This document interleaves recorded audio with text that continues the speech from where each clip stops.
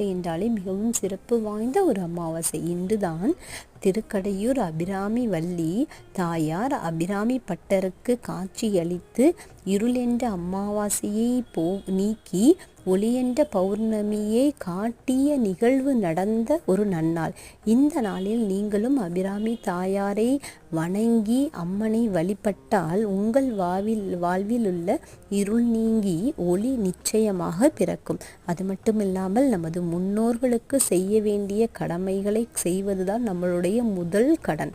அந்த கடனை நீங்கள் போக்கிவிட்டால் உங்கள் வாழ்வில் உள்ள கடன்களும் மற்ற காரிய சித்தி தடைகளும் திருமண தடைகள், புத்திர தோஷம், புத்திர பாக்கியம் இல்லாமல் இருப்பது போன்ற அனைத்து தடைகளும் உங்கள் வாழ்வை விட்டு முற்றிலுமாக நீங்கிவிடும். அதனால் இன்று தை அமாவாசை என்று உங்கள் முன்னோர்களுக்கு படைகள் வைத்து தர்ப்பணம் செய்வது போன்ற காரியங்களை நிச்சயமாக செய்ய வேண்டும்.